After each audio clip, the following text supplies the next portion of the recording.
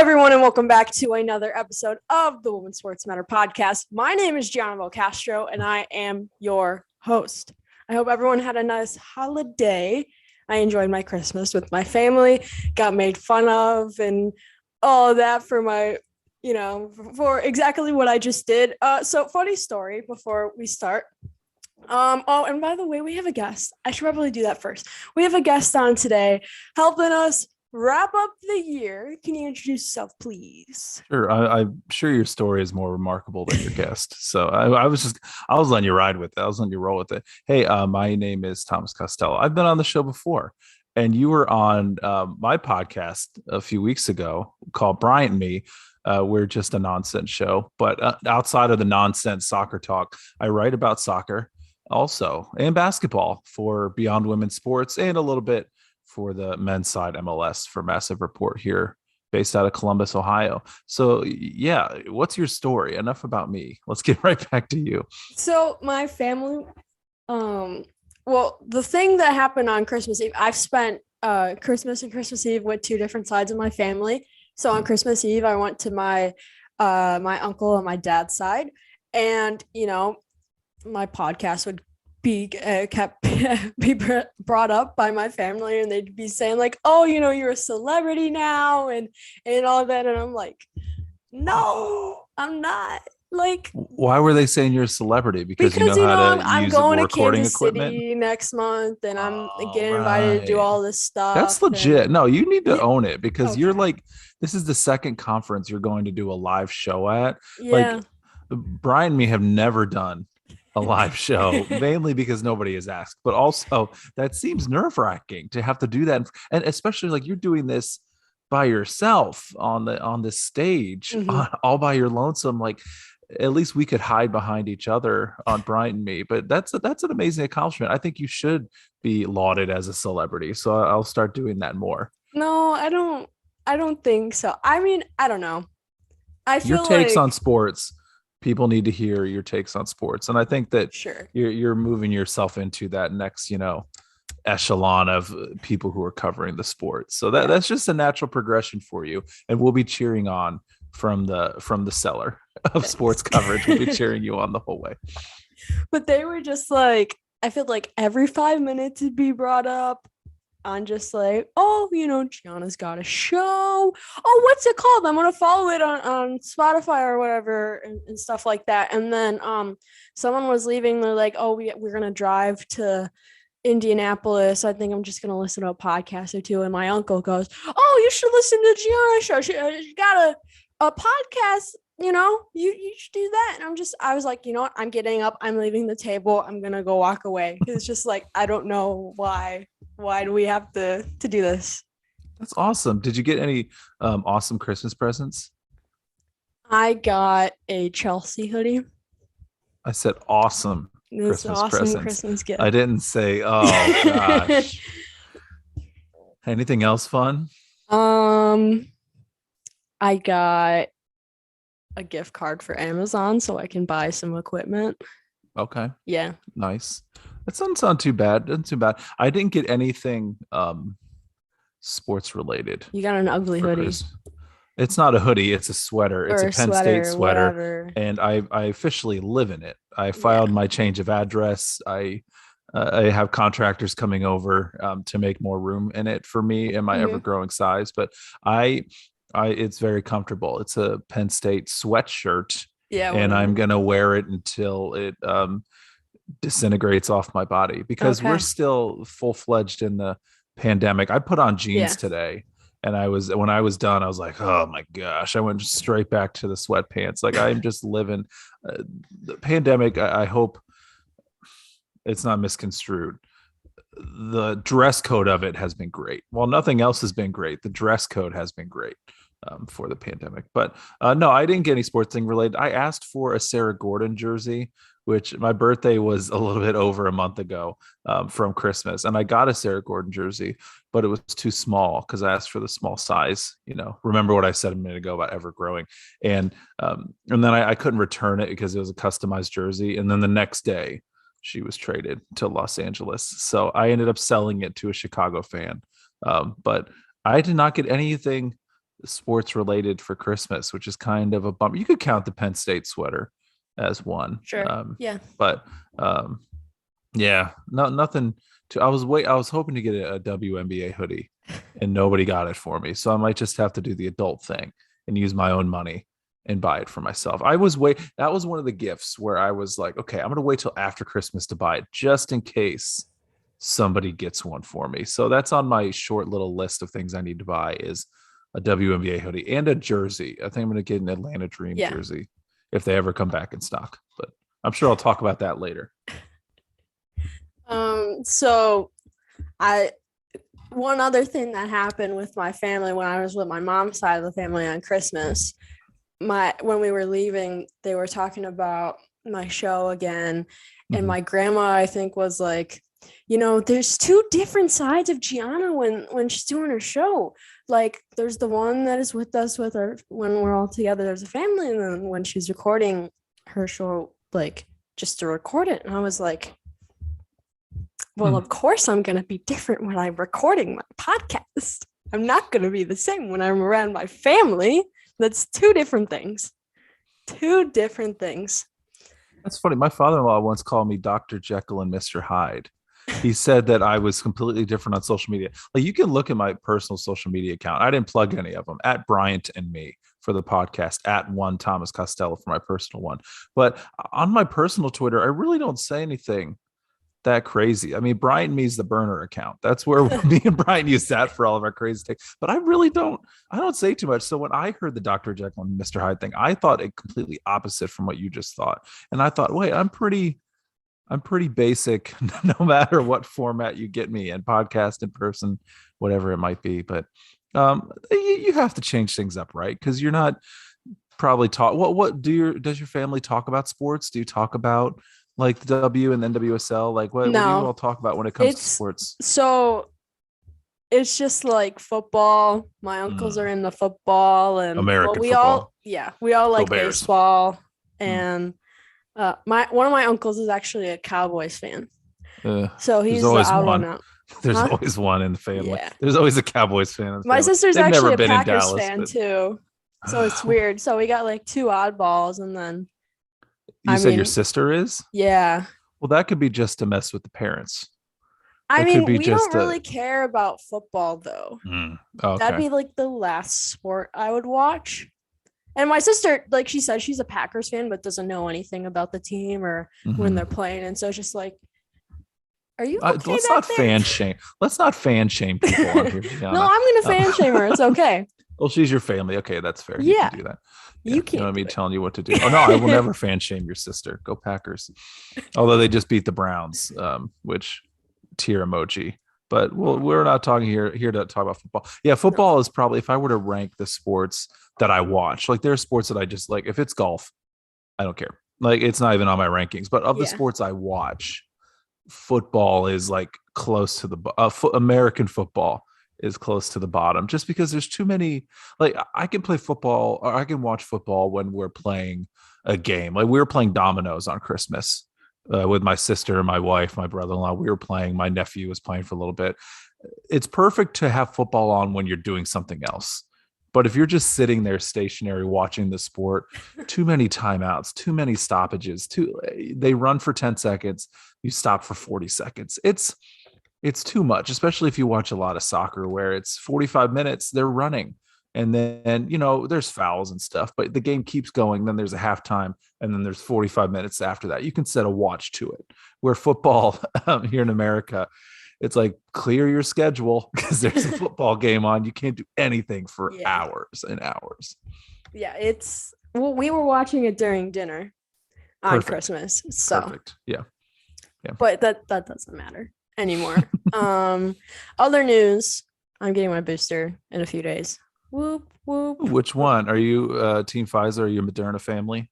I got Pfizer, so I'm gonna get another one. I'm not mixing because I feel like it's a little weird. Cocktail. Drink responsibly. I'm Moderna. Moderna all the way. I'm not against mixing. If they had Pfizer and they didn't have Moderna, I'd do it. But I mean, people aren't pushing each other over for vaccines, so you pretty much have your choice of what you want. Yeah. And then I got into a school the other day. That I was my Christmas gift. That saw. was my Christmas gift from Mizzou. They let me Oh, in. No, oh. I'm I not thought applying I to Penn pointed. State. I'm not I applying to pointed Penn to my State. Penn State I'm sweater, not which applying to nobody Penn can State. see on an audio podcast. I Well, it pointed is to a Penn YouTube State. podcast now. Oh, so they're gonna see me? They're gonna see you, and they're gonna see me. Half Oh awake. God. Okay. Well, no, congratulations. That is Thank you. awesome. If you that's great. Now they've accepted you. Are you gonna say yes? I'm still waiting for like 4 other schools, and South Hmm. Carolina's transfer app doesn't open until February 1st, which is like so weird. But I'm still thinking about that. But I did finish all my college apps. Woo! Woo! Yeah. And so I applied to Utah, Northwestern, Mizzou, Minnesota, and how many was that? Because I can't count. I feel like I'm That's missing one. I think you're up to I think that's 4, not counting USC, right? Mizzou, Northwestern. Did you do Syracuse or you said no? No, Okay. I last minute, no Syracuse. Okay. Um Well, once you get all of your acceptances, because I'm sure you're going to get accepted wherever you're trying to go to. yeah. You need to do a signing day video. You need to have all the Oh my hats of all the God. different schools, and your mom needs to be sitting behind you, like really happy, and you need to Yeah. like fake like you're grabbing the Mizzou hat, Well, and then pick the South Carolina hat or something. oh I my think that God. would be great content that I want to see. I mean, this is my third go around on applying to schools. Mm-hmm. So this is it. This is what I'm doing. Mm-hmm. And got to go to the school that I say I want to go to. Like, I know backing out this time. Mm-hmm. So, I mean, I'm excited. I have said, like, if I get into Northwestern, I'm going. Like, that's what I'm going to do. Mm-hmm. I mean, I don't really want to stay here, but Evanston is very far from where I live. So, like, I'm fine with that, I'm fine with that.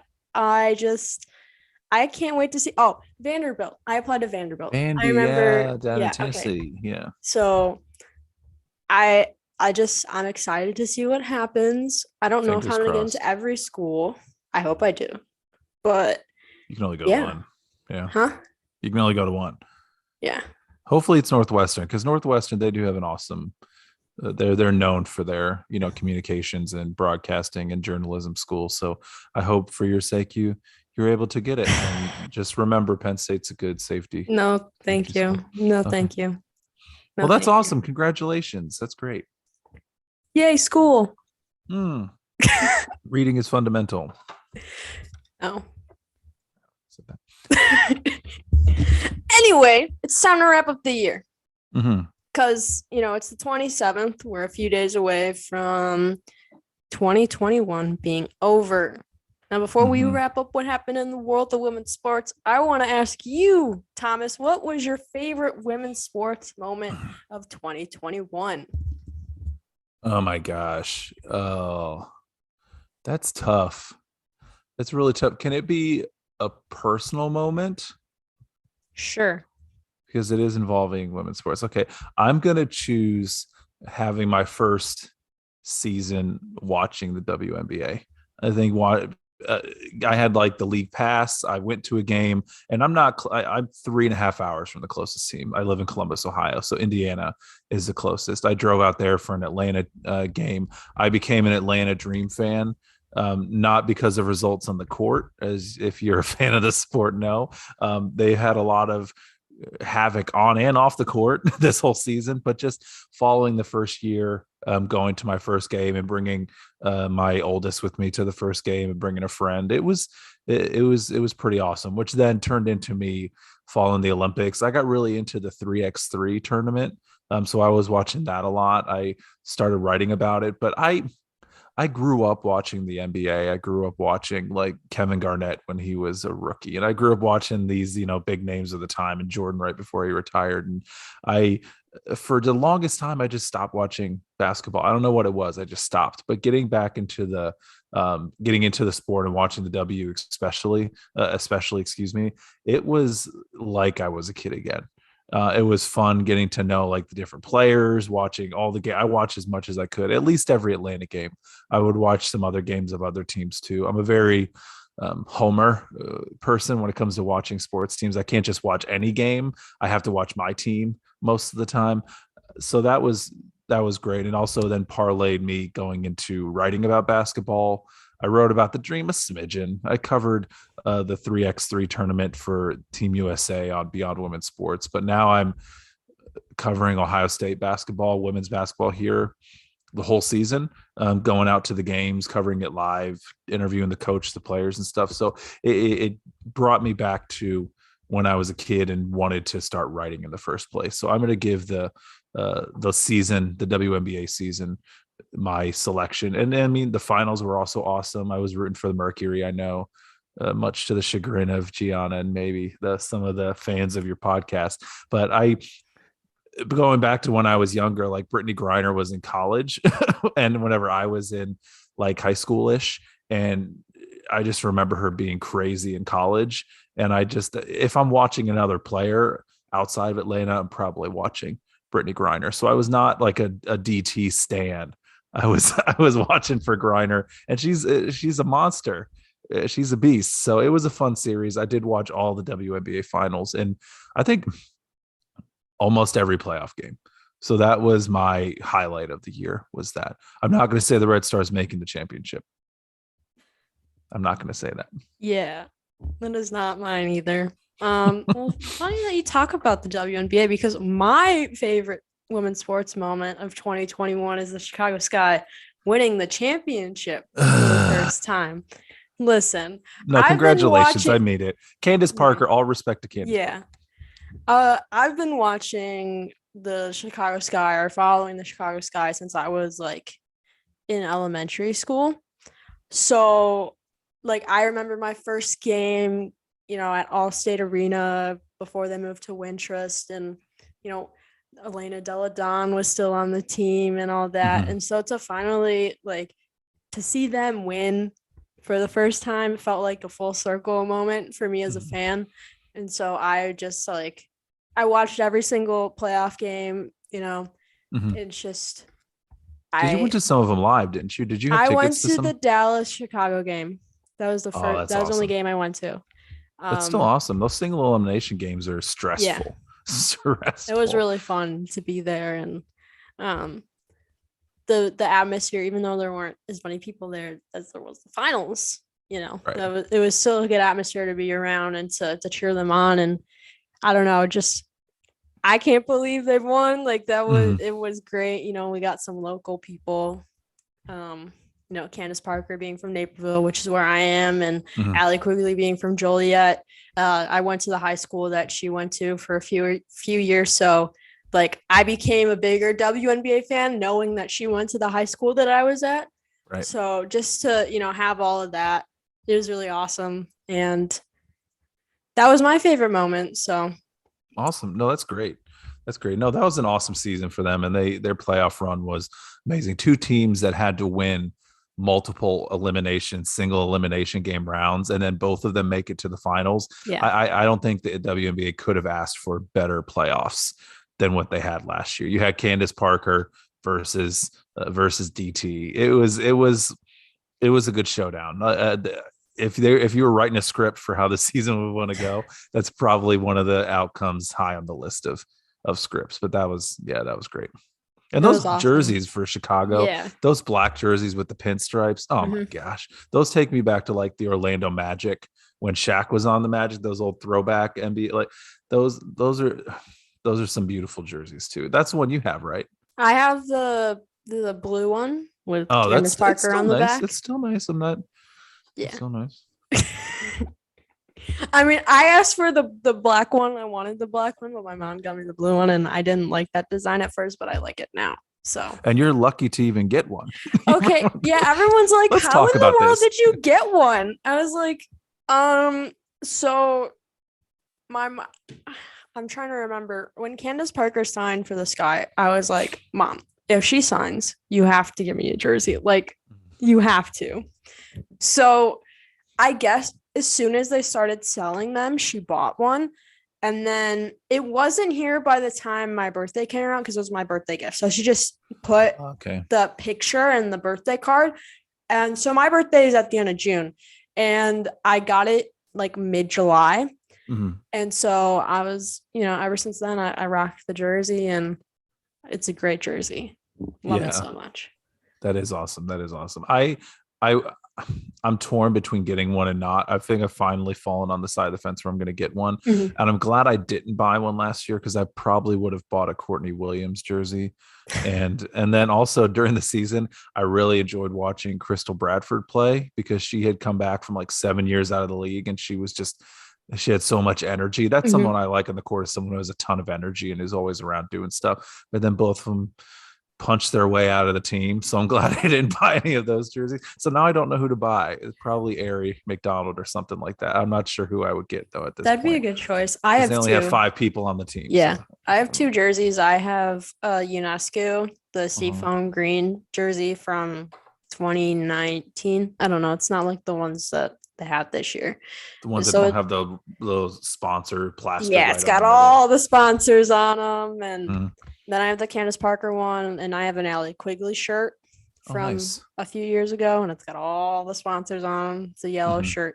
But I do want a Quigley jersey. That's something that I want. I don't know when they're going to sell those again. I wish they sold all of the players on the team, like a jersey for each person, but that I feel like that's too much to ask at this point. I think Nike, I know this isn't like a topic on the stuff, but we were talking about this. The folks who write on Beyond Women's Sports, we're on the Slack channel. We were talking about this yesterday, the Nike issues with the jerseys. And my argument is you couldn't anticipate how huge merchandise was going to go in the WNBA. I think that over the last 2 years, it's been a huge uplift. And I don't think Nike knew what was coming with how many people wanted to buy jerseys, but they definitely created such a high demand. And the fact that they remade the jerseys to look like an NBA jersey, where it's not like a NASCAR racer, where it's not a big sponsorship right in the middle. It's like, okay, now we have your name on the front, or we have the city or the team, and now we just have a small sponsor like they do in the NBA. I hope this next year they're able to have a lot more. They're able to kind of bolster that, and the sales keep coming in. But I think they've created such a demand right now where I think you'll be able to do it. But not having all the players available, that was kind of shiesty too. I wasn't too big of a fan of that myself, but maybe things will change in 2022. That's going on the wish list right there. More player jerseys, at least 5. At least 5. They have a customizable one though. You can customize one, right? But that's more expensive, I think. Oh, right? I never priced one out. Okay. I think that is. Anyway, were there any like? After you. Oh. So, were there any like big women's sports moments in the beginning of the year? Because again, I can't really think of much. I know more stuff that happened like around summer to now, but in the beginning of the year. Beginning of the year, I mean, you had the return of the NWSL. NWSL came back to a full season. I think they had a lot of hype built around them. The PHF in the beginning. Oh yeah, formerly NWHL. Yeah. They had the Lake Placid tournament that got canceled because of COVID.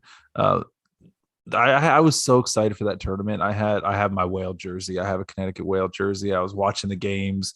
Brian and me were talking about all the games on our podcast and stuff. And then unfortunately they got a touch of the vid, which really messed things up. I think that was the highlight of probably the first couple months until the NWSL and WNBA seasons kicked off, in March, April, May, when you're starting to get those games picking up. Yeah, I think that was the big one, was the NWHL. What did you think? Were you watching it? What were you kind of? I was. I was a Riveters fan, right? Huh? You support the Riveters, right? I don't even know anymore. Okay, that's okay. I said I was a Six fan because like they were a new team in the beginning, and I was a new fan. So I was like, sense. What better way to do this than just root for the team that's new? So I taught myself about the NWHL, and I made episodes about it in the beginning of the year. I took a quiz to see which team I should root for, and apparently it's Minnesota. I don't know if that's a Midwest thing that they're trying to pull here, but Definite bias. Yeah. um, Midwest bias. yeah. So I took the time to watch and to learn about, you know, all the teams, and I watched most of the games on Twitch, and I got really sad when they canceled the stuff or postponed it.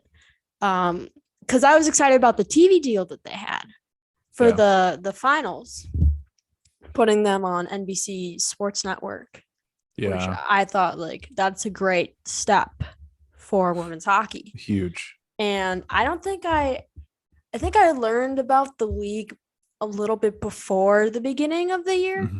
So in December of last year, and I was like, oh, how come I've never heard about this? And then I started learning about it, and now I follow what's going on. And fun fact of the day, I'm having someone from the league on my show. What? For next week's episode. Who you having? You have one of the Parkers on here? You having Anya Parker on here? No. Oh, who you having?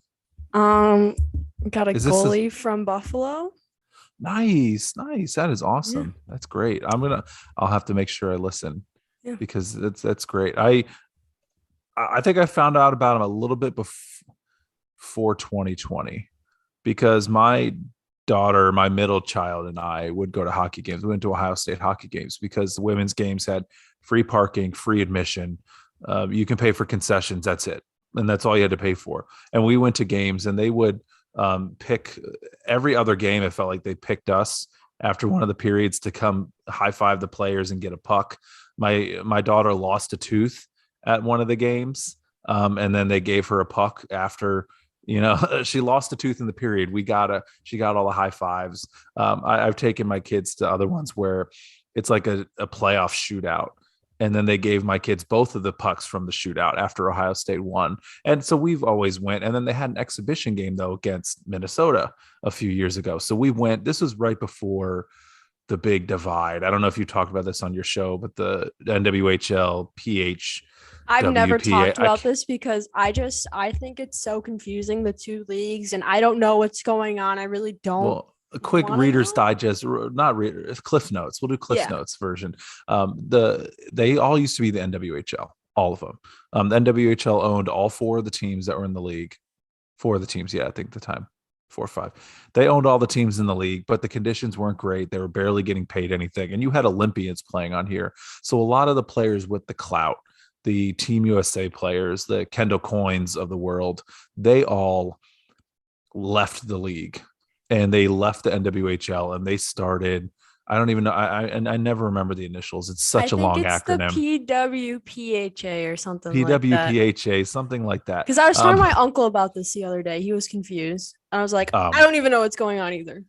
So they broke apart, and the PWPHPA double hockey stick. They started their own. It's not a league per se as much as it is. They have camps, and then they come together and play mini tournaments. So you don't have a set team. It's kind of like the AU. You can even put it like Athletes Unlimited. You can think about that, but for hockey. And they did it on their own. And they got big sponsors right away, which I felt like NHL was low key kind of paying them money to support them, because NHL has always been like, we're not going to get in the middle of it. Everybody wants an NHL run women's league. And the NHL is like, as long as there are two options for pro, we're not going to get in the middle of it. Although it felt like, just personal perspective, they were funneling money to the PH long acronym players, the Olympic players, and they were kind of leaving the NWHL. They gave them some money because they would give both leagues tens of thousands of dollars every year to kind of help underwrite them and give them a little bit of support. But it felt like they were supporting this group of broken off players a little bit more. And so they completely left the NWHL, which is now the PHF. And the PHF had, really, you're just getting kids from college. You're getting local kids from college. Whenever you have Connecticut or Boston, Metropolitan, Riveters, whoever, they're usually kids who played in some college close to the team. And now they're pretty much college teams. Some players have left the PHF and gone to the PHWPHA, and some of them have left that long acronym and come back to the PHF. I think, though, with the TV deal and with players starting to get more money, they're getting paid now in the PHF. They used to be every team was owned by the league. Now every team has their own individual ownership. I think that's really going to strengthen the case to bring everybody back to the table and say, hey, now we have something we can build, we can move forward with. The old leaders from the past of NWHL are kind of gone out of here now. I think if they can show some financial stability, maybe everybody comes back and then women's pro hockey can be a happy place again. But it's torn some people. I think most women's sports fans, though, are like, I'm going to support as much as I can, and I'll support both leagues if I have to. But my own personal opinion of one, I would love it if the PHF could be the league that moves forward, brings the teams back in, you expand, you keep that ownership coming, you keep the investment like we see in the NWSL, and grow that league more and more. Because your league gets better when you have Olympians playing in it. Your league is better when you have gold medalists on your teams. But that's the long and the short of it. Did I clear anything up, or did I help educate you a little bit on that? I don't know. Thumbs up, Thomas. Big thumbs good. up. Okay, good. So that helps a lot, because I never took the time to look into why that is like that. Yeah. But I agree. I think the PHF should, everyone should just go there instead. Not that I don't like the AU type thing that's going on. I feel like people just need to come together and be in one thing. Mm-hmm. I agree.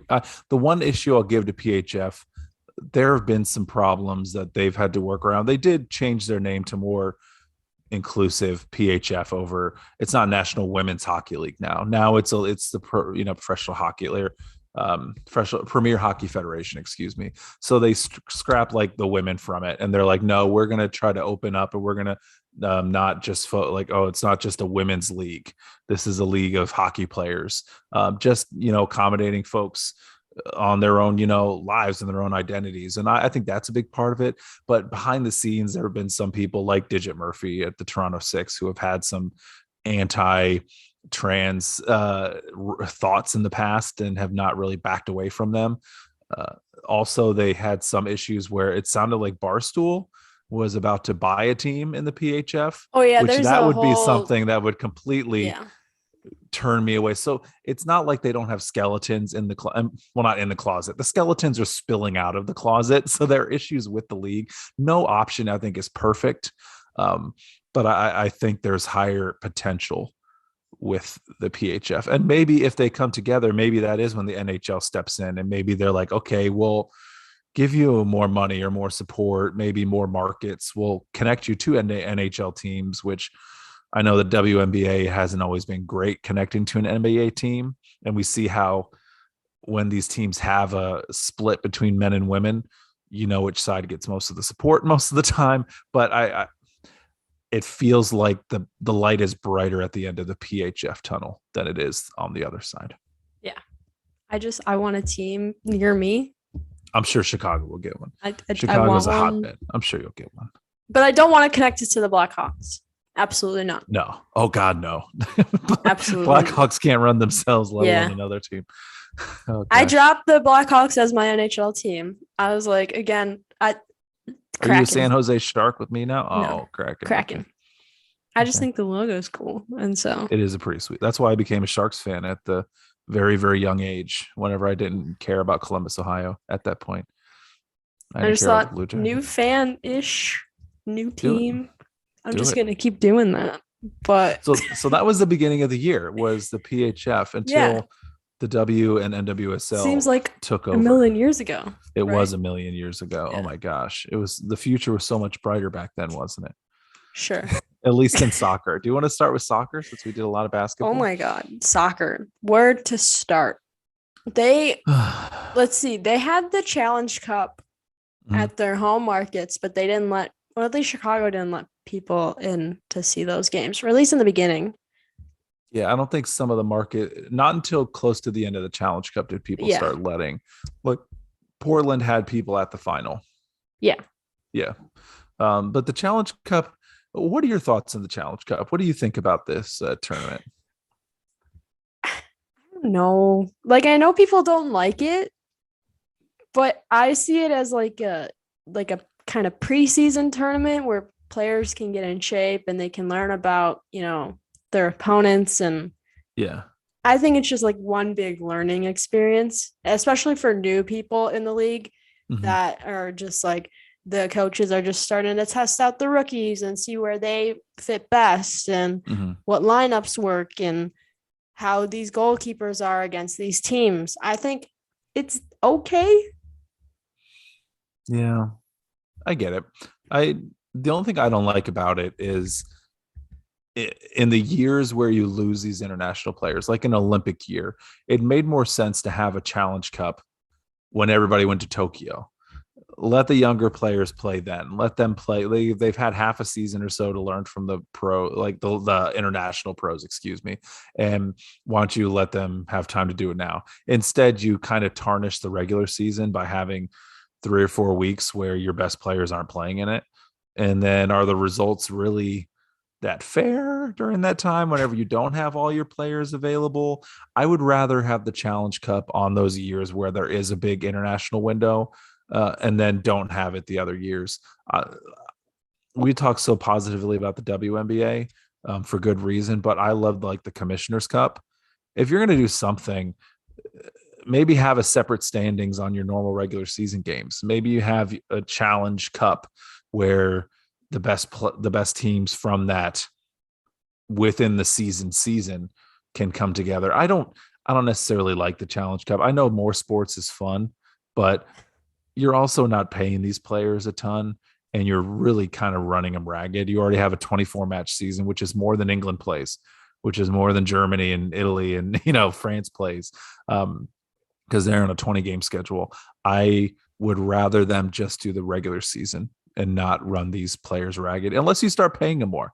If you start paying them a ton, Pay them shoot, more. give them all the games, expand the season, get up to 30 games. Come on. Yeah, that's my thought on it. But the Challenge Cup, it was fine. That's all I have to say. I It watched was the fine. shootout at the end, the Yeah. final. I Edie caught that Harris, end. Hair Cease. I never say her last name right.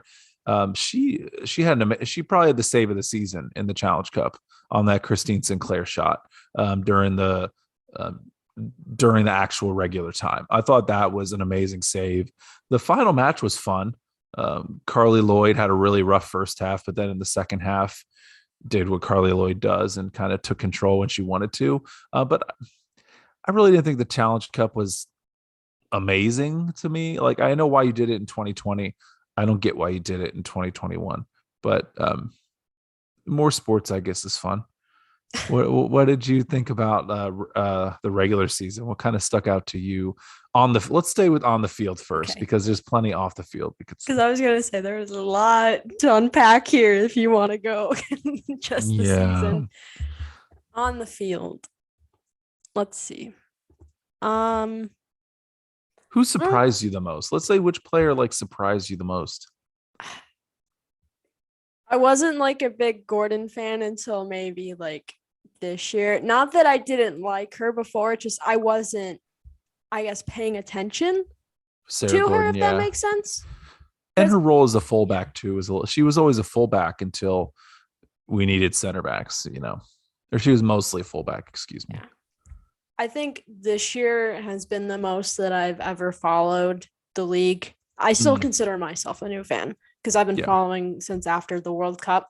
So I'm learning more and more every day. And I was surprised about Sarah Gordon. And I am forever a fan of her. I don't care Hmm. where she plays, like Right. she's freaking awesome. But Yeah. yeah. Gordon was great. I think the Washington Spirit. We did a preseason thing at Beyond Women's Sports. Who would win what trophy? I picked the Spirit to win the NWSL Shield. I thought they were going to be the best team in the regular season. I didn't think they were going to win it all. I thought they were going to make it to the championship game, but lose to Portland.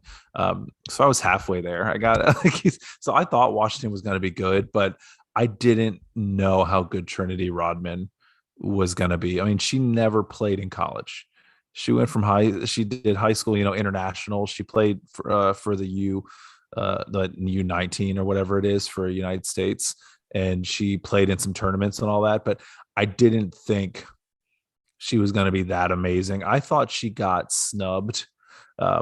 She won the Rookie of the Year, which is great. I thought she should have been in the MVP conversation. I think these soccer leagues, especially in America, where we have to try to follow the American way of doing MVPs and all the awards we give out, it seemed like the MVP vote was, okay, who scored a lot of goals? All right, you're in the MVP. Ashley Hatch, you won the Golden Boot, so you're automatically in the MVP race. Not really. I think Trinity Rodman, she's amazing. She should have been in an MVP conversation. I don't think she should have won. I think Jess Fishlock had a really amazing year and she deserved it. But wouldn't it have been cool to have like a Candace Parker like moment where she's nominated for Rookie of the Year and MVP in her first season? I think that there was nothing, that would have shocked me with the positive things about Trinity Rodman and the Washington Spirit, even though it pains me to say that, seeing them score a goal live in front of my face. Kelly O'Hara celebrated within 15 feet of me. So it doesn't make me feel good to say that, but Trinity Rodman was my surprise player of the year. And for people that don't know, she is my age. We are the same age, except, she's in the NWSL. And I'm sitting in my office recording a podcast. but you're vaccinated, so who's making the better decisions here? Oh, that's a good one. Oh boy. Yeah, because that was one thing that bugs me about. Yeah. The one thing that bugs me about her is that she wasn't added to the U.S. national team's trip to Australia because she's not vaccinated. It's such a silly decision to make, I think, at this point. But I'm not going to bring politics or anything into your show because I don't want to talk about it anyway. But on the field, though, she was great. Yeah. She's great. Yeah. I think it's just weird to see people that are my age or younger playing soccer professionally, because that's also another thing that happened this year. Got a 15-year-old signing with Portland. That was huge. Yeah, talk about that a little bit. So one thing that I don't understand. Well, the one thing that I know about this is labor laws are a thing. We're getting a little off field, but that's fine. I think it applies here. Yeah. If you're 15, I don't think you need a worker's permit. Just in general, if you're 15, you need a worker's permit. Yeah. I think 16 is the legal age where you can start working at least part-time, right? Right.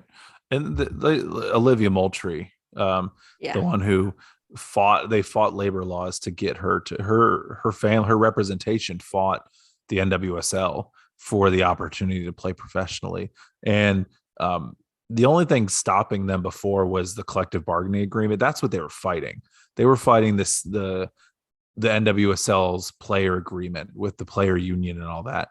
And there was nothing that stopped her from playing. I think that was the ultimate final nail in the NWSL coffin, is that she's legally able to work and get paid. You should let her do it. You should let her play, was the court hearing. Now, on the field, did you get to watch any of her matches or anything from Olivia? I didn't really follow Portland as much this year I did last year. I was kind of just focusing on Chicago, trying to learn more, and because you're a new fan and it's hard enough to learn about one team as opposed to an entire league of teams and players and all that. No, she was born in 2005, which is insane. But she ended up getting some minutes for the team. She made 9 appearances out of 24 matches, which is pretty awesome. She started 3 times. She had an assist. So she produced some other people that are older than her, some people that are, outside of college and stuff. I'm interested to see what happens in 2022, and maybe I'll wait till we talk about next year and what wish list is for 2022. But I'm interested to see if she still keeps playing in the league. Because I just don't understand, if you're 15, don't you still have to be in school full time? she still has to do school. I think that's still a part of it. And there's always laws around. You can get out of going to school. You can become an adult earlier. You can sign, paperwork and stuff like that. But yeah, the school part is a big thing. I thought you were going to ask why the league wouldn't let her play, because in that's the the question. You MLS, can answer that. Go ahead. in the MLS, like Freddie Adu, he was 13 years old when he signed with DC United. 13 years old.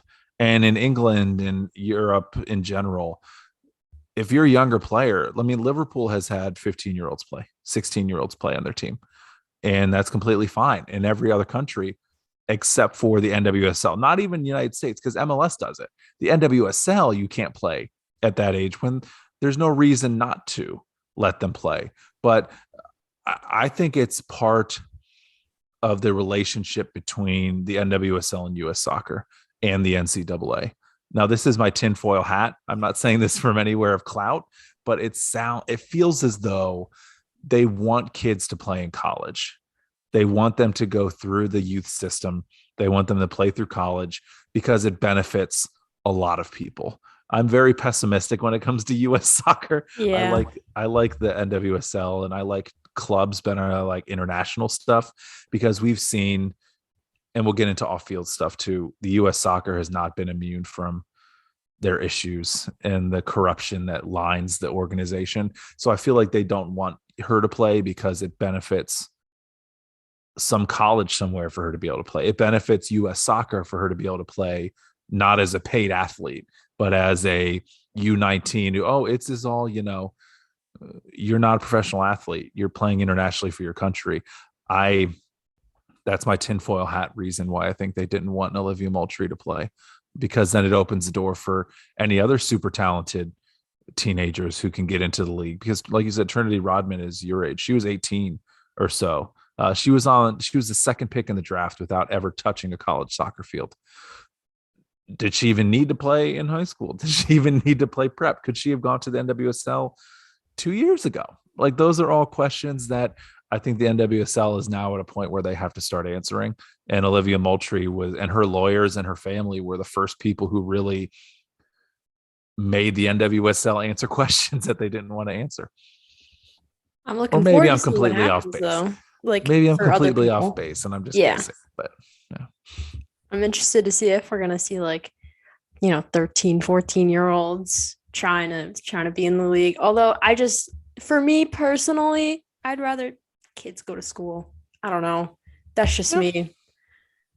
I can see that, but I mean, education's different for everybody. Yeah. You can be homeschooled. You could even go to school mostly full-time in an NWSL schedule. When do you really have midweek games? You could go to school throughout the week. You could do distance learning. Yeah. I think you're still getting an education. But whenever people aren't letting somebody do something that other places can easily do, she could go to England and play in Europe like that. It makes me think that somebody's not making money. That's the reason why she can't do it, is that somebody's not making money off of this. That's what usually everything boils down to. But I'm getting way deep into conspiracy theory now at this point. Everything's all about the money. It is all about the money. So the Washington Spirit won the title. What do you think about that? Do you think I'm happy for Andy Sullivan. Okay. I will say that because I am an Andy Sullivan fan. Revenge tour is full on right now. So and Andy Sullivan's great. And like we talked about Trinity Rodman, good for them. Chicago, I was even shocked that they made it that far. I didn't think they were. I thought they were going to beat Gotham in the playoffs. I did think they were going to beat Gotham. Well, actually, I had them losing to OL when I first did all this stuff. I didn't think Washington was going to be in the final. Mm-hmm. I thought OL was just going to absolutely destroy Chicago. Mm-hmm. I had them beating Gotham and Portland just because. And then I thought it was OL's to win, but that's a whole other thing. Yeah, against Portland, they were down Malpew because of COVID issues. So Malpew didn't play against Portland. And then early in the match, Kealia Watt goes down. And I thought, well, we had a good season. That's a nice run, but Portland's going to the NWSL title game. But Katie Johnson had I think it was an accidental goal, maybe a cross that turned into a goal. Yeah. And Sarah Woldmo did Sarah Goldmo things. Mm-hmm. She only scores bangers, and she scored a banger in the second half. I was so shocked that they were in the title game, and even more shocked that I was going to the title game, no matter who made it. I had tickets to go as a fan. I was going to be there because they moved it from Portland to Louisville. But to have my team in the championship game, on one hand, it's great. But on the other hand, there is an outcome that you could get that does not make the day very fun at all, because I've been there before. I was at an MLS title game in Columbus in 2015 where my team bottled it in the first 30 seconds of the match. So I know what it's like going to a title game, feeling that hope, and then completely being dismantled by what really happens. And that's ended up what happened. That ended up happening with Chicago and Washington. But I'd say still it was a great season on the field for Chicago. They didn't make it to the finals the same way they did in 2019, where they were just destroying people, scoring, 4-some goals on people. Sam Kerr was doing backflips and scoring like a million goals. So they did it in a whole new way, and I'm excited for what the future holds. But if we talk about the NWSL 2021, on the field is not really what people are thinking about, are they? No. Not at all. Not even close to it. So what are some things that happened that stuck out to you, Gianna, off the field? There's only one original coach from the 2021 season left on their respective team. Houston's the only team that has the same coach that started 2021. Which you could even argue that maybe Houston shouldn't have the same coach, because they've been going against expectations for a while now. But why did so many coaches leave? Why did they leave? Well, let's see. Parsons went to the Netherlands. So that was a positive move. That's a positive move. He waited to the end of the season also, which was a very professional thing to do. Unlike Freya Coombe, who went to Angel City and left Gotham. And then Scott Parkinson bugs me came so in. much. Yeah. This one bugs me so much. How do you let, as an NWSL headquarters, how do you let one team negotiate with another team for a head coach hire in the middle of the season? Yeah. How do you let that happen? That baffles me. Does to not this make day, any sense at all. This happened in August, and I'm still like, why did it happen? What is going on? And she was originally going to stay, and then all of a sudden it was like, you know what? I'm leaving. Bye-bye. And then crazy enough, after she told the team she was leaving, it hadn't come out publicly yet, they started losing. And for 2 straight weeks, they just weren't playing very well. Maybe because the players saw that, oh, wait, our coach is leaving us for the same league. And she told us right now. I thought it was so puzzling how it happened. So puzzling. Yeah. That wasn't even the worst move, though. No. That wasn't even the worst. Mark Skinner, who is doing awful at Manchester United, which I'm happy about, just because I'm a Liverpool fan and I don't want anything good for Manchester United. But the fact that he left Orlando, same kind of thing with Mark Parsons, except for Mark Parsons again was professional enough to say, I'm here for the whole season, I'm supporting you. Skinner was like, he was with Orlando, and Orlando was having a really good season. They were first place for a good few weeks. I thought that they were gonna shock, because Sydney Leroux had an amazing season. I thought she didn't get enough credit in 2021. Alex Morgan was having her best domestic season ever. And you have Marta and Ali Riley. Ashlyn Harris was making huge save after huge save. And then he completely abandons them.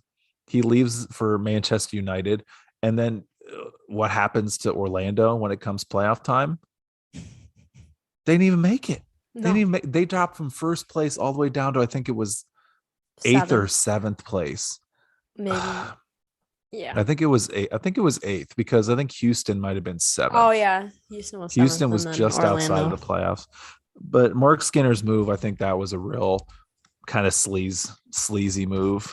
to leave your team. Now, just with the way NWSL calendar and the European calendar work, I mean, I guess it was bound to happen, but that's just although that was shiesty. But again, not the worst reason. Not the worst thing. I'm trying to go from best to the worst.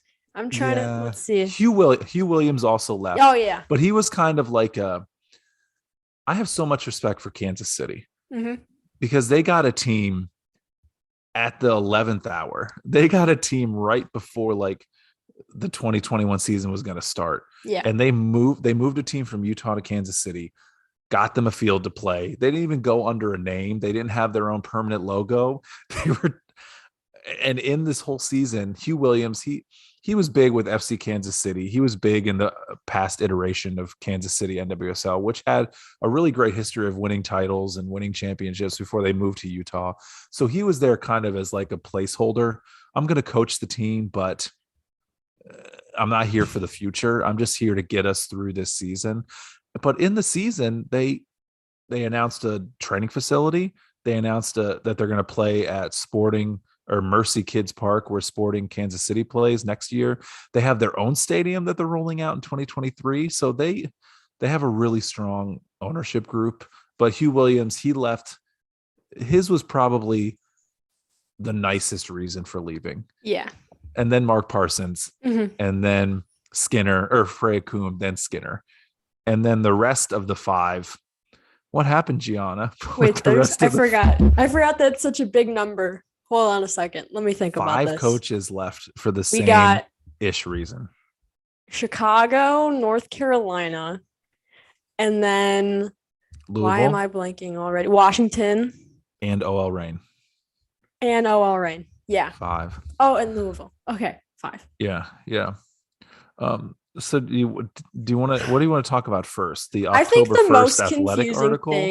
The most confusing thing for me was Louisville hiring this guy. Don't even want to say his name because it's just like he. Yeah. Like, how do you do that? Like, what made them think? You know what? He would make such a great coach for our new team that we have. So they hired Christy Holly. Yeah. Who had allegations of making fake visas or getting fake visas, allegations of relationships with players. I mean, he married a former player that he coached. He's married to Christy Rampone, right? Former U.S. international. So they're married and stuff, that's great. Love is great.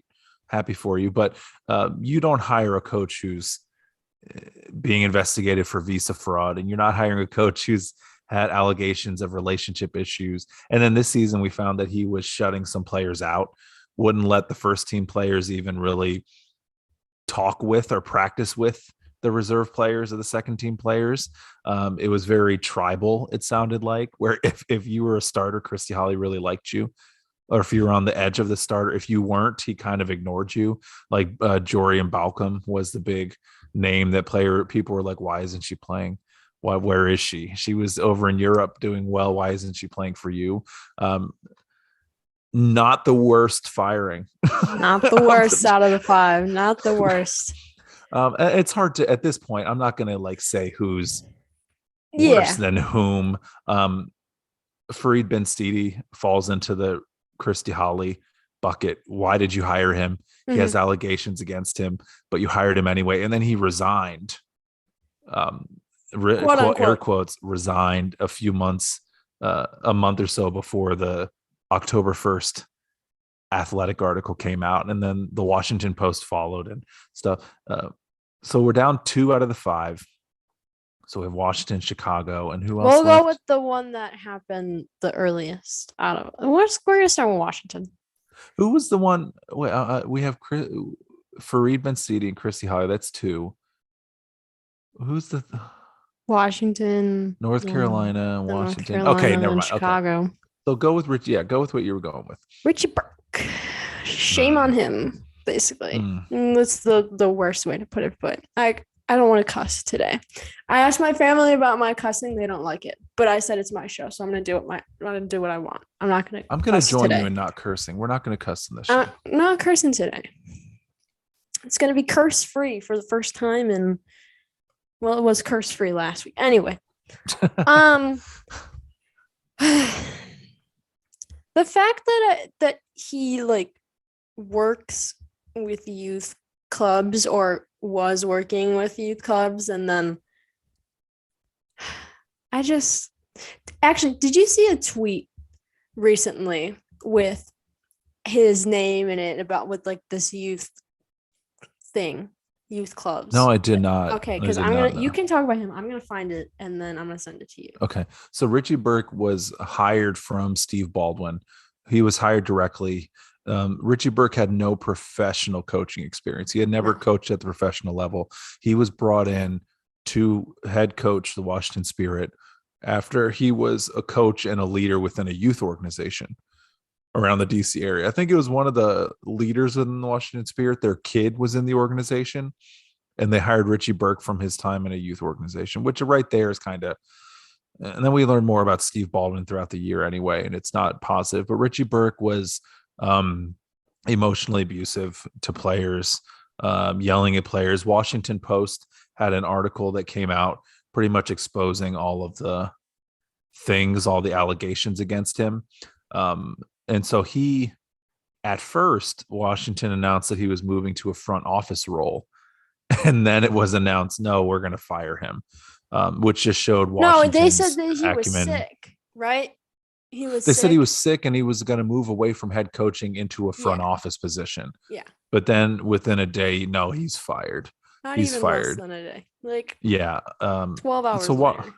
Washington Spirit was not fantastic, not a great thing. And then he was like texting a journalist, or pretty much going against the victims and saying, oh, they're liars and blah, blah, blah, blah, blah. And then this prompted the Spirit supporters. And this was the first big controversy, I think, manager wise. Richie Burke was the first one of the year, outside of like coaches getting, moving to a new team or something like this is the first firing of a few that happened. And it was awful, not great.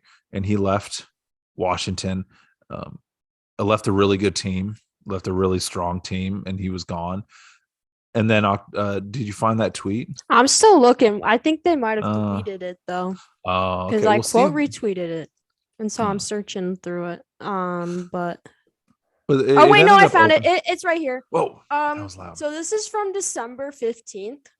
Mm-hmm.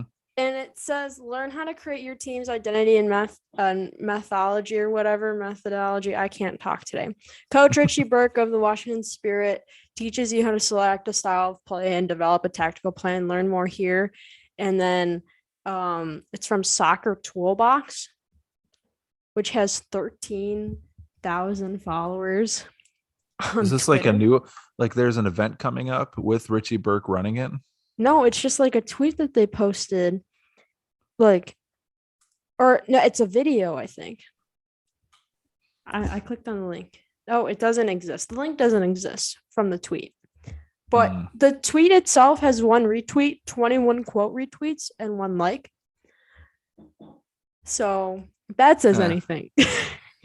Yeah, yeah, there's probably a whole lot to unwrap there. But Richie Burke's firing was just one of many different issues that we ended up finding with Washington Spirit's ownership, where Steve Baldwin, the primary owner of the team, they brought in a new president, Ben Olsen, who was part of the DC United organization. And Ben Olsen had even said that he had not watched women's soccer prior to getting a job in women's soccer as a president of an organization. The Richie Burke stuff that prompted supporters to start the hashtag sell the team Steve, where even DC United's owner took a picture with the sign for sell the team Steve in support. And his name is also Steve, which I think like people were then like Steve Baldwin, not Steve Baldwin. And then we found that the league was trying to get him to sell the team. He agreed to sell, but now he won't sell it to Michelle Kang, who is she's a minority owner of the team, but she wants to pay $35 million for the team, which is more than any NWSL team has ever been bought for. and Steve Baldwin he's not doing the sale. And so there's still issues surrounding them. But Washington was only the first of three pretty big things that happened. So I keep saying October 1st. That's when Meg Linehan's Athletic article came out. Yeah. With Paul Riley. When I saw this headline, it was allegations of abuse from a Portland coach. I thought that Mark Parsons was in trouble. I was like, oh man, what did Mark Parsons do? I opened the story and I was kind of shocked to see that Paul Riley, who was then coaching North Carolina, this whole huge story came out right about how Riley had abused multiple players on the team emotionally, mentally. There was even like on inappropriate relationships, sexual things that have happened, where he was let go by the Portland Thorns after an investigation, let go on good terms. Like they thanked him for his time and all this stuff when there was an investigation that was under wraps. We learned that, he was still hired by New York and North Carolina to be his coach even after the investigation. We found out that Alex Morgan was a big piece of the anti-abuse rules within the NWSL. It was a very long and very telling article that I think changed the league probably forever. Yeah. Because then Riley gets fired. The same day we find out Fareed Ben-Stidi has new allegations against him, and that's why he resigned.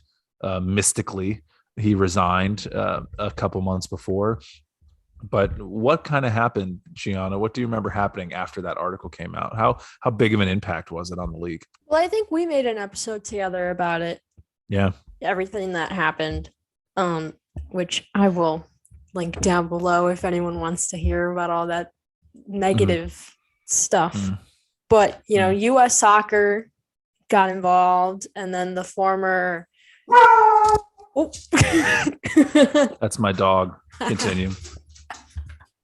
The former is it Attorney General? Is that who that is leading the way? Yeah. On investigating basically everything.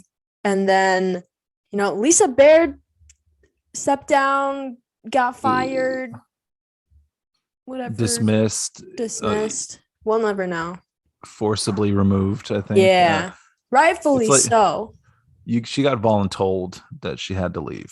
You can volunteer to leave or you can be told to leave. Yeah. Yeah. Because the players who were abused went to her and they were like, hey, can you reopen this investigation? And she's just like, sorry. And then she came out publicly on the day of the article saying that she did not know about these new allegations. And then Alex Morgan. And then they were like, no, Alex Moore was like, you liar. Here are the receipts. I got the receipts. It was the biggest kind of impact because then they moved they canceled all the games that weekend. They postponed them. They moved the championship game because the players were like, no, we're not playing at Portland at 9 a.m. Portland at 9 a.m. Eastern time or 9 a.m. West Coast time to play this match. And the commissioner left. That was the biggest moment of the year, I would say. Yeah. And then what is I want to just say that, I went to the rescheduled game in Chicago between Orlando and the Red Stars, and the atmosphere there, that was actually my first NWSL game. I think that I went to, and it was, and just seeing the players like huddle up in the middle and seeing all the signs that everyone brought, just the supportive energy. And then just hearing about Chicago's coach later, it's just like, and how local it is here as well. 24 hours after the championship game, he resigns, and Chicago sends a email at midnight saying that he resigns from his post. And then we find out like 12 hours later, well, here are the allegations against him. And then it's now Kristen Press is pointing at U.S. Soccer and at Chicago and being traded against her will to a team she didn't want to go to, and mental abuse and emotional abuse again. And it's just every time, like on Brian and me, when we would talk about it, every thing that came up, we were just saying, well, hopefully this is the thing that, hopefully they're cleaning house and now everything will be better. But we kept saying it like 3 or 4 times. And I don't want to say it again, but who's left in the league? But you talked about Chicago locally. You're right there. Yeah. How big of an impact was it in the local soccer world whenever that happened? I know a bunch of people that have been through Eclipse and like other local youth soccer clubs around here. Soccer in this area is like a big deal with like the Team Chicago and Eclipse and all those different organizations. The amount of people that I know that have had some kind of interaction with Rory Dames is unbelievable. It just in Naperville alone, it's a crazy amount. And I don't know. It just makes me so upset and so frustrated about everything that's happening because I think it's different from everything else that is happening because it's a bunch of youth players. Eclipse is a huge organization. Gigantic. And in Chicago, if you wanted to go to like the best school, if you wanted to play at the best schools, if you wanted to get D1 offers, you had to go through Eclipse. You had to go through Rory Dames pretty much. Yeah. So the fact that I know people personally that have like, or know of people through like coworkers or people that I used to go to school with is just like an absurd amount. It's not just the thing on social media then, it's real life. Like it's actually people you talk to in real life. It's not just, oh, those people, it happened to them. Like it happened to you and people you know. So that's, it was pretty awful. Pretty awful. But I think we talked about the WNBA a lot. Do you want to move into wishes for next year? Wishes. Let's move into wishes. Oh, wait, there's one more thing technically that happened this year that within the world of women's sports is that ESPN Plus is now the home of the PHF. Oh, yeah, that's been I've been enjoying that. It's much easier to watch it when it's on ESPN Plus. I don't have ESPN Plus. So it's like $5 a month. It's not that much. It's worth it. You can get Disney Plus, Hulu, and ESPN for like I have Hulu and I have Disney Plus, but I have Hulu through Spotify. And my mom bought Disney Plus. You're paying too much. Anyway. I'm not a student playing for Spotify Premium that I get Showtime and Hulu for like $4.99 a month. Oh. It's three things together. Well, that's good then. Don't mind me. I don't know your finances. But that's I'm excited to see. I hope NWSL moves to after their CBS contract is up. I don't think Paramount Plus and CBS Sports Network is it.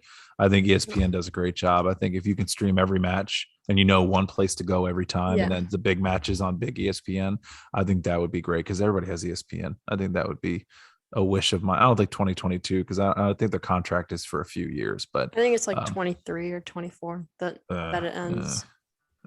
But okay, well let's talk about wishes. Wish time. How many do you want me to have? I got 3 solid wishes. Okay, 3. Why don't you do your 3 first?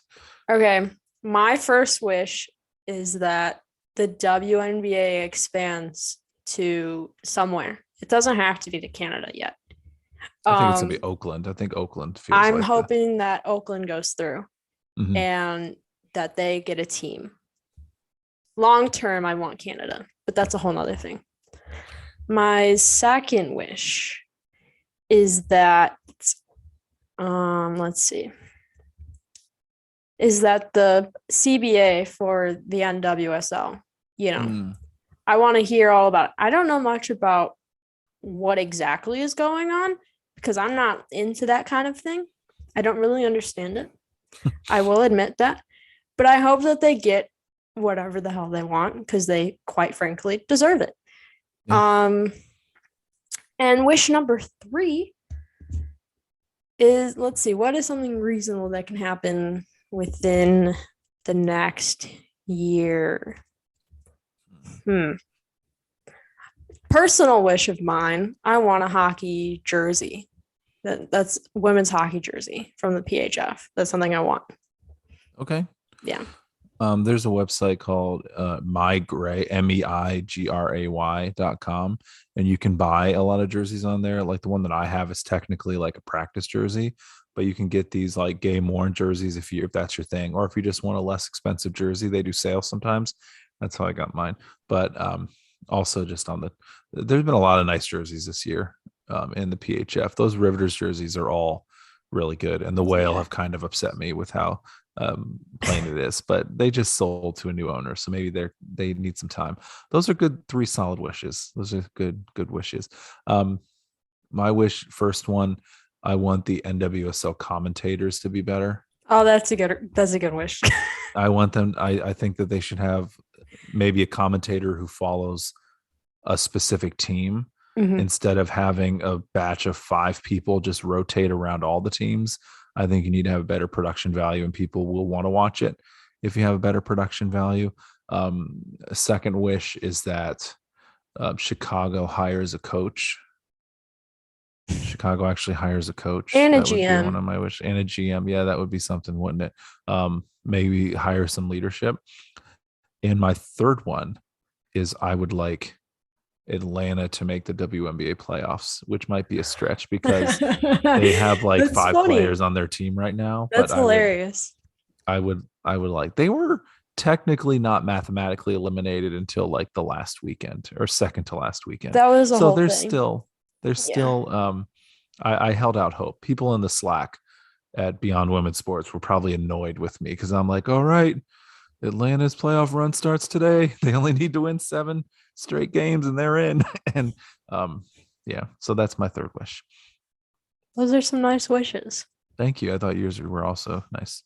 I just want a hockey jersey. I have they sell them. You can just give them money and they'll give you one.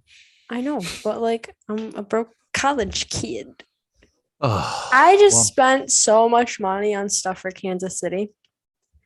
Right. Yeah. Right. Yeah. So talk about that again. I've seen you post about it. What is it's like a coaches convention? Yeah. UW. Okay. I'm going to the United Soccer Coaches Convention, which is the largest gathering of coaches, soccer coaches in the United States. And there's gonna be over 10,000 people there. Wow. I do not have enough merch for that, but it's a very limited supply. So if you're going, you can go visit my booth at Podcast Row. And what's the merch? Be there. The merch, I actually just got some. Do you want to see it? It's outside, but I can go grab it if you want. Yeah, let's do it. Go entertain the people. I'll be right back. Okay. I'm going to entertain people with talks about Bryant and me. So we're a podcast. We talk about soccer and other things, other podcasty things, where my pal Bryant Caves and myself, we talk through all the different things happening in soccer. Not really. We only really cover our favorite teams, the Chicago Red Stars, and sometimes the Columbus Crew, depending on what's happening with them. And then mainly just nonsense. We sing a lot. That's one of our randomly. We don't plan any of it. There's really no planning at all, but we have a lot of fun. We are both people who didn't grow up with soccer, and we're kind of new to it over the past, say 7 or 8 years. We're new to it, and I guess that's not very new anymore, but that's what our life is. We don't have any merch. The only time we ever did merch, we did it for a charity here in Columbus called Community Refugee and Immigration Services. They help out people who move to the United States as a new American, as a refugee, as an immigrant, and we did a t-shirt for that. We also did buttons and stickers, but we gave the buttons and stickers away because we're like, hey, let's have a podcast and lose a lot of money on it. We definitely don't make any money. We don't have any sponsorships either because then we can't do what we want. And I think autonomy is something that's very, very nice when you don't have to market razors or mattresses on your show. But also, I guess making money is a fun thing. Making money is something good. Gee, she's going to be gone for a minute. Oh my gosh. What else can I talk about? I wrote an article on Beyond Women's Sports. I'm alone. She went to go get her merch. My wife is sitting next to me. She just joined the show. She's not talking, but she's sitting here, a live studio audience. I just wrote an article on Beyond Women's Sports for some NWSL resolutions going into the new year. So I wrote about some of the stuff we talked about here, but some of the things, a few teams that I think could be playoff teams going into 2022, some surprise teams. So I wrote about that. Oh boy, there's another article I was going to write. I can't remember what it is, but there's a lot of stuff out there. But hey, Gianna, welcome back. Oh, here it is. So what was something that you have as merch now?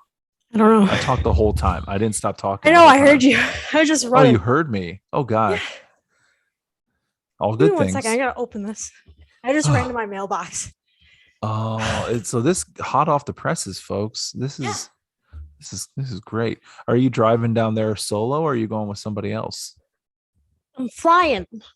Oh, flying, because that's also a mode of transportation. Yeah, you're gonna fly down there. Are you flying down there alone? Are you having a family come in with you, a friend? I could not go by myself. Oh, I'm not doing that. I'm going with my uncle, who's the Cowboys fan. He's not. Is he the funkle? Is he your funkle, the fun uncle? Oh, your family listens. You might not want to say who's your favorite, because if they're gonna next holiday, it's not gonna be as nice as they were saying this time. They're like, man, that's Gianna. She sure hates Uncle Rick. I don't know who Uncle. I don't have a favorite. Do you have an Uncle Rick? No. Oh.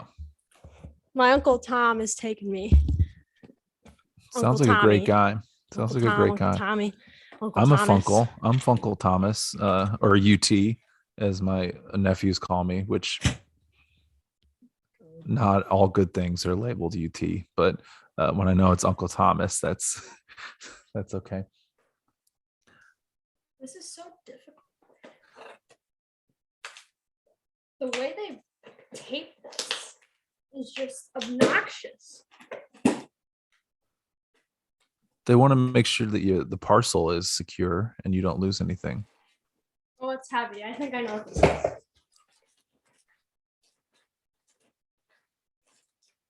First look at merch. First look, folks. I'm going to be the second person. You can get one of these at the United Soccer Coaches Convention. It's beautiful. Look at that. Oh, wow. It's a button. That's legit. It's a nice button. Now, I'm not going to give these away. Can you send one to Bryant and me? No. How much would it cost? I can Venmo you. How much would it cost? When I set up a store, I'll give you guys a merch box, but that might not be for a few years. Well, I'll wait those few years, I guess, to get the merch. If you want to get a button at Podcast Row at my booth, gotta follow me on social. That's how I'm giving those away. I also have stickers and what else? I have another thing. Why am I? Wristbands. I'm giving away wristbands and stickers. Those are for free. But if you want a button, there's like 50 something buttons in here. Gotta follow me on social. That's and then you get simple. one. That sounds pretty easy to do. Yeah. Yeah, that's a really great deal. That's an awesome deal. So you should definitely do that. I'm already following, and I'm not a United Soccer coach, so I can't go there either. But I'll just wait for the store to open up in the next few years. Yeah. When I have an actual job and I have money that I can spend on this kind of stuff, then I'll have a store. But this is just for the convention because I have to have stuff in my booth if I'm not there. And so it's just like, I gotta buy merch that I can't keep. People want swag.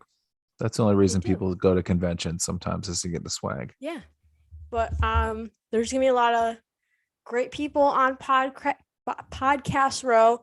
I think a more notable name than me is Grant Wall. He's gonna be there at Podcast Row. Oh, that's awesome. Are you gonna meet him? Or are you gonna try to schmooze a little bit with Grant Wall? Oh my God. No, I do want to meet him though, but give him a button. Be like, you want a button? You can follow me on socials. Oh wow, you're gonna be like, you better follow me on social if you want the button. If maybe Grant will wear the button on his podcast that he records, and people are like, oh, look at him wearing the Women's Sports Matter button. Maybe I should follow. They're really nice. I'm really happy that it turned out like this. I was kind of scared, like, what if it's crappy? It's a really, really nice quality button, of course. The light is reflected on there, but it's a great button. That is. I'm excited to give these out. I think I will keep one of these just to wear them. Yeah. Yeah, but I'm excited to see the other stuff, how it turns out. I couldn't get the logo of my show on a wristband. Mm-hmm. So it's like, it's just Women's Sports Matter on a wristband, which is like, okay, whatever. It's fine. But it still sounds good. It's like a good mantra too. They're going to be in black and white. And so, and then they're going to have the color of the logo on there. So that blue, that blue, skyish blue. Yeah, I like that. Good stuff. I was talking about the merch when you were gone. I was talking to myself and whoever was watching this or listening later on. And I was saying we haven't done merch for our show in a while. In the beginning of 2020, before the pandemic did everything, there was a crew match where we gave away stickers and buttons and can koozies. We just gave them away to a ton of people at a crew tailgate, just because we're like, hey, let's just do something fun. I didn't even keep a koozie for myself. People will share like pictures of their koozies. I also gave my senior picture from high school to a lot of people because my mom, she had a stack of them in her bedroom, and I just happened to be at her house a few weeks prior. And so I took this stack of old pictures, like, Mom, do you want these wallet-sized photos? And she said, no, I don't care. And I was like, oh, I love you too, Mom. So I took the photos of me and I put them inside in the can koozies. So every time I handed a can koozie, there was a picture of me. Like, people have put them on their fridge, and their kids are like, who is this guy? And they're like, I'm not telling you, but my picture is on people's refrigerators now. And so we're thinking about doing merch again. We should do something again where we give out some stuff, but maybe you've inspired me. We'll see. Okay. My uncle wanted me to buy can koozies, and I was like, first of all, I'm 19. Should I be giving out they're made for beer? Let's be honest here. Pop. You can drink pop in those. Let's be honest. They're made for beer. Don't want to associate myself with that.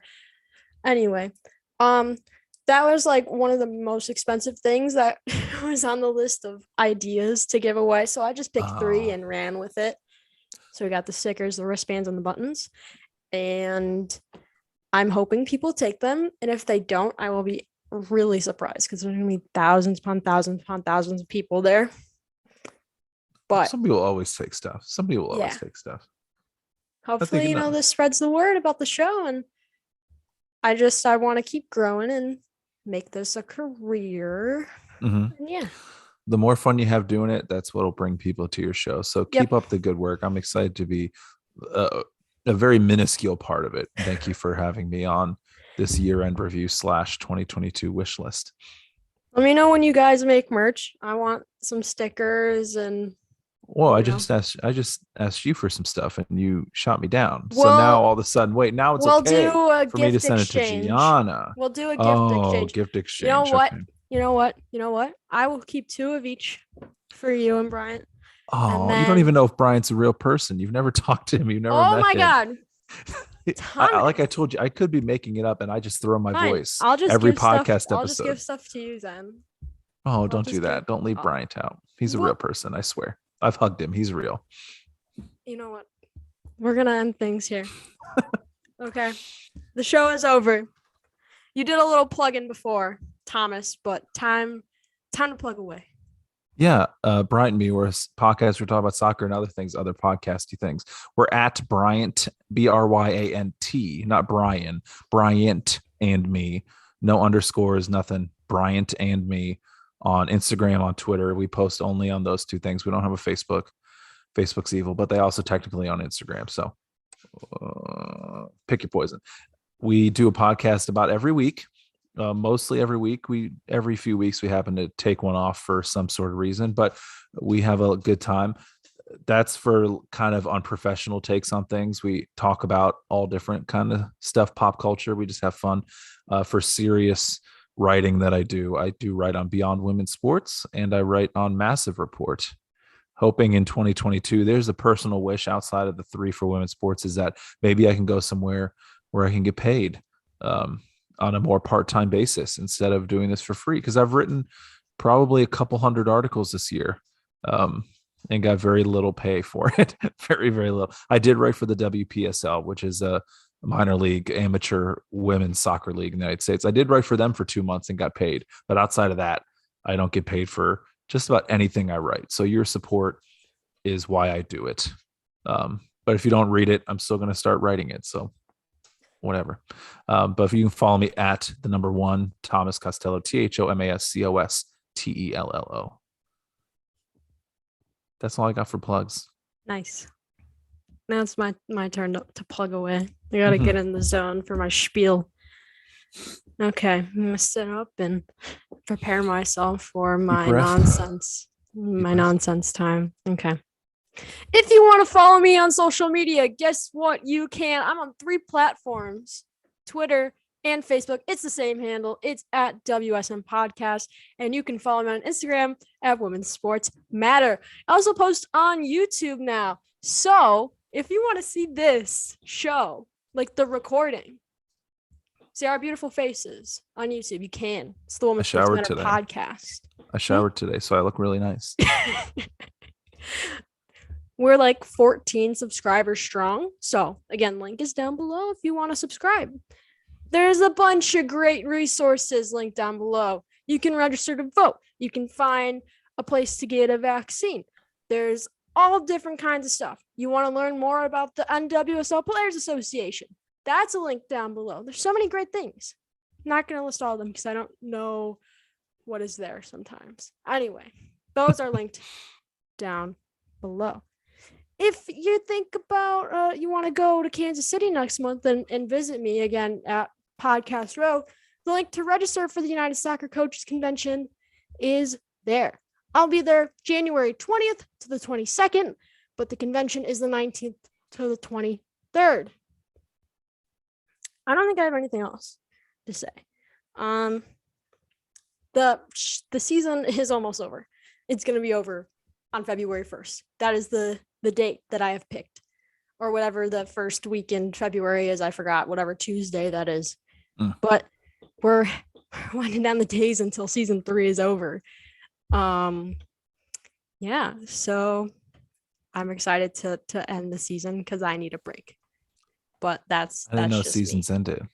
We're on a 2-year season 1. We're in our second year of season 1. We do things differently. We're going September of 2019 is when we started Brian Me. We're in episode 75 of season 1. we're going strong. We have the same amount of episodes, I think. And we'll go to the second season whenever Anchor doesn't let us have any more numbers on our episode list. Nice. Then we'll go to season 2. Nice. We'll go to season 2. But I'm excited. You're professional. I am a professional now. I'm a celebrity now, according to my family. So more than your family, you're a celebrity to us at Bryant Me, part of the BAM fam too. Glad we have a celebrity in there. Oh yeah, I'm big time celebrity right here. Anyway, I've got nothing else to add. Thank you again, Thomas, for coming on today's episode. Really appreciate it. Thanks for having me. So that's gonna be it from me. I'm gonna go watch a movie or play a video game. I don't know. I don't know what I'm gonna do. I'm gonna. You don't know what you're gonna do. Oh. You can watch Ghostbusters 2. No. It's a New Year's movie because we're approaching New Year's. Ghostbusters 2 is the greatest New Year's movie ever. No. Fine. No. Thanks for having me again. That one was a little less feeling than the last one because you just insulted. Oh boy. Enjoy Kansas City. Fly safe. Enjoy all your school choices. Penn State's still on the list, I know. And I'm recording another episode. I'm recording Bryant Me tonight. So people are going to be chock full of too much of me this week. But you can't get enough of your show. And now you can rate it on Spotify too. Yes. Oh, that's the thing. I kind of forgot about that. You can rate the show on Spotify and Apple. Rate them on both 5 stars. Yeah. What he said. Yeah. Anyway, that's going to be it for me. Thank you again for listening to another episode of the Women's Sports Matter podcast. My name is Gianna Belcastro, and I'm your host. I'll see you next week with an awesome interview. That's going to be it from me. See y'all next time. Bye-bye. Bye, everybody. Nice seeing you.